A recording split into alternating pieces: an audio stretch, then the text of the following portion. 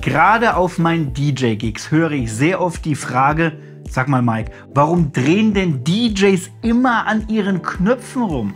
Und ich möchte diese Frage heute und hier beantworten und euch erklären, warum wir DJs eigentlich so häufig an unseren Reglern herumspielen. Viel Spaß! Liebe Freunde, was geht ab? Hier ist der Mike und herzlich willkommen zu diesem Video. Warum drehen DJs immer an diesen Knöpfen herum? Um diese Frage soll es sich jetzt drehen. Und zuallererst ist es überhaupt mal wichtig zu verstehen, dass das Drehen an den Knöpfen Teil unserer Arbeit als DJ ist. Wir sind nicht einfach nur jemand, der einfach ein paar Lieder hintereinander abspielt und dann nach Hause geht. Wir sind Künstler, die Musik mixen und bearbeiten können, um ein einzigartiges Musikerlebnis zu erschaffen. Für unsere Kunden, für unsere Gäste und für alle Menschen, die einfach Bock haben, eine geile Party zu feiern. Und ein Grund, warum wir DJs an diesen Knöpfen drehen, ist die Klangbearbeitung. Wir wollen, dass unsere Mixe gut klingen und für das Publikum ansprechend sind. Das bedeutet, dass wir oft an den Equalizer-Reglern auf unserem Mischpult herumspielen, um die verschiedenen Frequenzbereiche des Tracks zu kontrollieren. Wir können den Bass verstärken, wir können die Höhen abschwächen oder wir können auch die Mitten etwas betonen, um eine bestimmte Stimmung zu erzeugen. Wenn wir einen Track spielen, der im Bassbereich zum Beispiel zu dominant ist, also zu viel Bass hat, dann können wir den Bassregler absenken, um einen ausgewogenen Sound zu erreichen. Wenn wir aber einen Track spielen, der zum Beispiel zu scharf klingt, dann können wir auch den Hochtonregler ein wenig absenken, um das Klangbild angenehmer zu gestalten. Die Regler geben uns also die Möglichkeit, die Musik so anzupassen, dass sie für die Zuhörer perfekt klingt. Ein weiterer Punkt ist die Dynamikbearbeitung. Denn auch die Dynamikbearbeitung ist ein Grund, warum wir immer wieder an diesen Knöpfen drehen.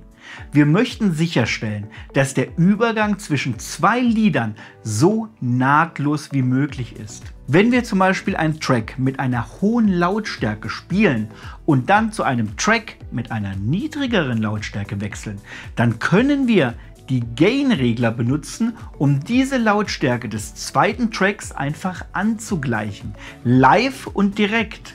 Das bedeutet, dass wir ständig an den Reglern drehen müssen, um sicherzustellen, dass die Musik immer gleichmäßig laut ist und ohne abrupte Lautstärkeänderungen ineinander übergeht.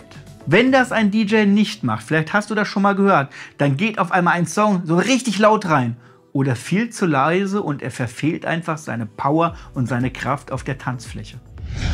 Ein weiterer Punkt sind natürlich Effekte.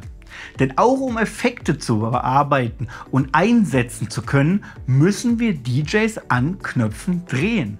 Viele DJs nutzen zum Beispiel Effekte, um ihren Mix interessanter und dynamischer zu gestalten. Wir können zum Beispiel ein Echo, ein Hall oder auch Filtereffekte verwenden, um bestimmte Elemente der Musik hervorzuheben oder um Übergänge zwischen zwei Tracks zu verbessern. Das bedeutet, dass wir ständig an den Effektreglern herumspielen müssen, um sicherzustellen, dass die Effekte im richtigen Moment und auch mit der richtigen Intensität eingesetzt werden. Und ein weiterer Grund ist natürlich das Beat-Matching. Gerade das ist einer der wichtigsten Gründe, warum wir DJs an Knöpfen drehen.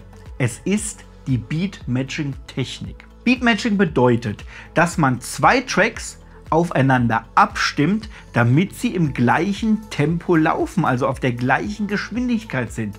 Denn nicht alle Lieder sind gleich schnell. Das eine Lied ist schneller, das andere ist langsamer. Damit wir DJs das aber mixen können, müssen beide Lieder auf dieselbe Geschwindigkeit gebracht werden.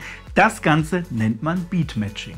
Wenn man also zwei Tracks mischen möchte, die nicht im selben Tempo sind, muss man den Pitch-Regler oder den Pitch-Fader benutzen, um das Tempo des Tracks anzupassen.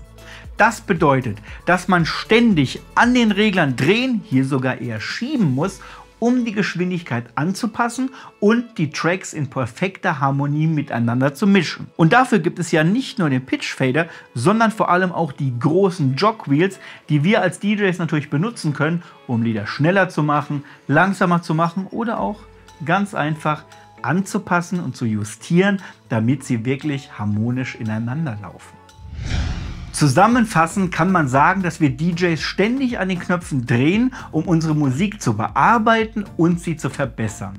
Wir wollen sicherstellen, dass unsere Mixe perfekt klingen und die Zuhörer auch mitreißen. Das bedeutet, dass wir uns ständig in die Veränderung im Publikum anpassen müssen und die Musik dementsprechend bearbeiten. Als DJ ist es wichtig, die verschiedenen Regler und Knöpfe gut zu kennen und zu wissen, wie man sie effektiv einsetzt. Es erfordert wirklich Übung und Erfahrung, um ein guter DJ zu werden und die Musik perfekt zu mischen. Aber wenn man die Technik erst einmal beherrscht, kann man die Zuhörer auf eine musikalische Reise mitnehmen und eine unvergessliche Erfahrung schaffen, also wundervolle, großartige Partys kreieren. Das Drehen an den Knöpfen ist nicht einfach nur eine sinnlose Geste, sondern wirklich ein wichtiger Teil des DJ-Handwerks. Also wenn ihr das nächste Mal einen DJ seht, der an den Reglern herumspielt, wisst ihr jetzt, warum er das tut. Wir sind Künstler, die unsere Musik kontrollieren und auch formen, um eine einzigartige Klanglandschaft zu schaffen und das Publikum zu begeistern. Ich hoffe, ich konnte dir damit die Frage beantworten, warum drehen DJs an den Reglern oder an den Knöpfen?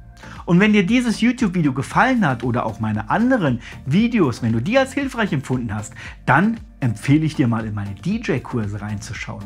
Zu denen kannst du dir ganz einfach Zugang holen und dich online sogar einloggen. Überall und jederzeit. Entweder vom PC oder vom Smartphone aus und damit kinderleicht selbst das DJing erlernen. Starte zum Beispiel mit meinem kostenlosen Einsteigerkurs. Arbeite gerne meinen fortgeschrittenen Kurs durch oder steige direkt in den Profikurs mit ein.